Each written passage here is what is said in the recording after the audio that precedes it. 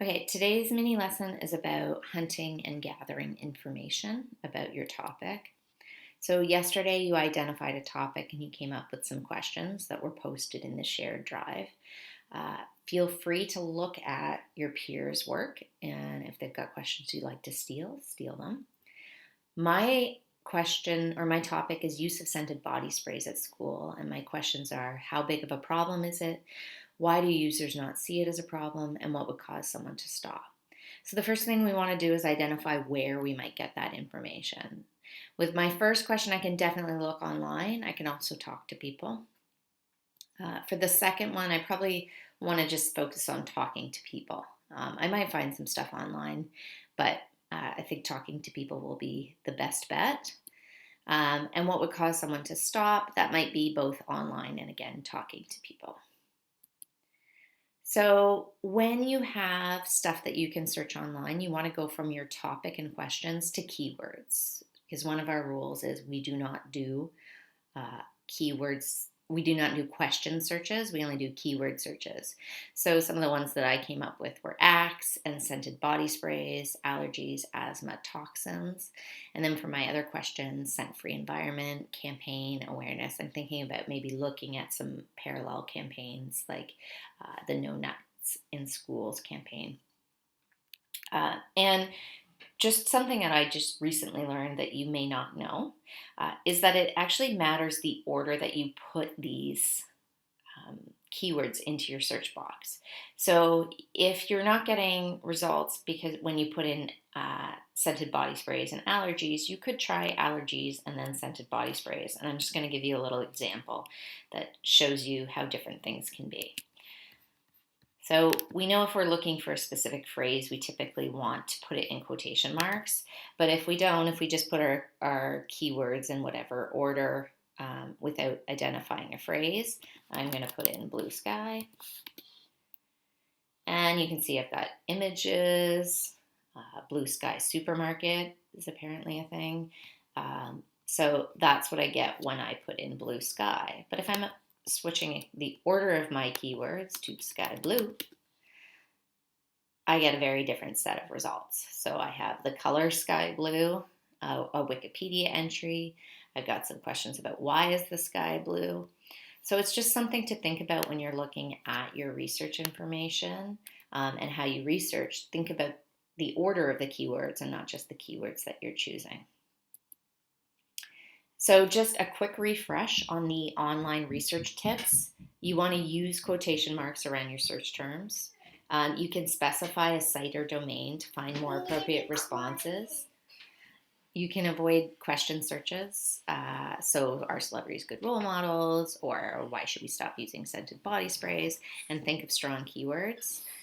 Again, you can preview the results using the Find keyboard shortcut, which is Control plus F on a PC or Command plus F on a Mac. That just helps you to look through your information without necessarily reading every single word. And then the last thing is you always want to find out if this is a credible source or if it's crap. For a quick refresh on that, you can click the link and it'll take you to here. So is it current or updated? Do all the links work? Is it reliable?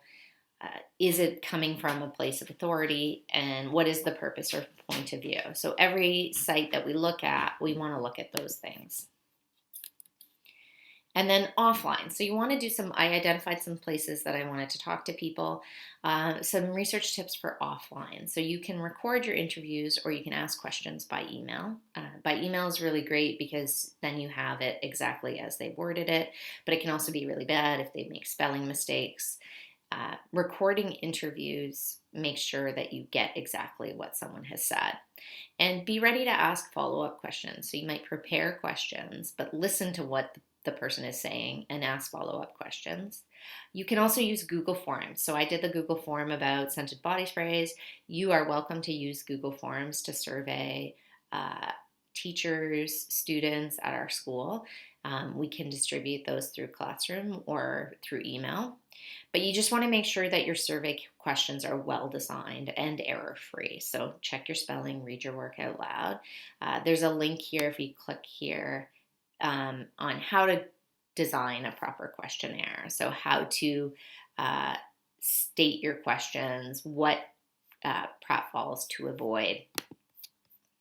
And then we can use Classroom to ask questions or post forms. We can also, if you wanted to survey staff, I can send an email to the staff if you send me the link. So what your task now is to open the information hunting and gathering document on Classroom and go look at your questions, identify where you need to find the information, and for online research, determine the appropriate keywords. And you want to use those online and offline research tips to start digging deeper into your topic. You're going to track your research on the document in Classroom and post to the topic folder on Shared Drive. So just to show you kind of what that looks like, you're going to go to your info, hunt, and gather. I've got my key questions here, and I've put my search words and key phrases. If I were to perhaps copy one of those and do a quick search, let's have a look at what we find. That's not looking like anything I want to have research on, so I'm going to just take out scented body sprays and maybe toxins. I'm going to try that there and see what we can find. No, not finding anything, so I might want to put Axe body spray. You're all going to be treated to some children's music right now because my son just walked in the room.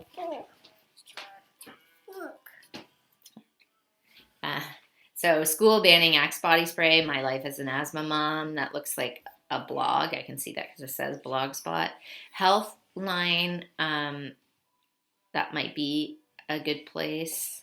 We've got some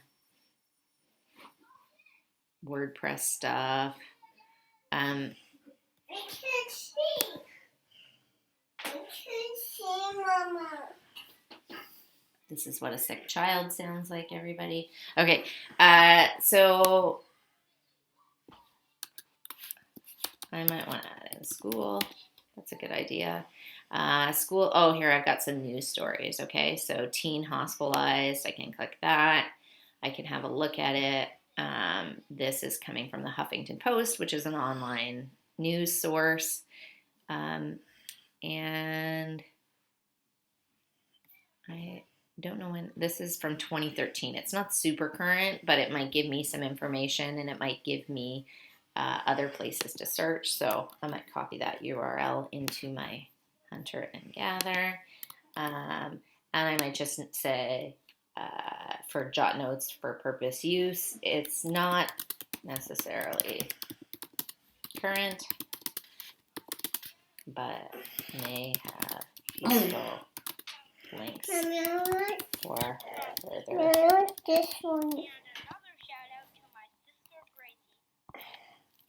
further information. All right. And if I were doing ideas for offline research, what would be some ideas? So I could do a survey with staff and students. I've already done that one. I could go interviews. Just 1 second, sweetie. I could do. Okay, come sit with me. I could do interviews with maybe interviews with users. And the last thing, once I've done the work that I'm going to do for today on this, once I've done the work that I'm going to do, sorry guys, once I've done the work I'm going to do for today on this, I need to post it on the Share Drive. So I am going to go to File, and I'm going to Move, and I'm going to click on my drive. I'm going to click on Share Drive, and I got to go to my grade 10 project-based learning, and then I'm going to put it in my send it. There we go. Oops, I forgot to create a folder, but I'm going to create one, so there will be folders in each one. Research folder. Yes. I'm going to move it there.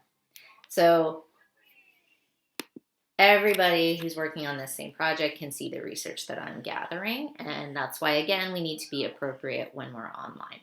So get to work, start your research, look at the questions online, make sure by the end of the class that you post your information research tracking. And then tomorrow is book club, so we'll see you all tomorrow. Okay,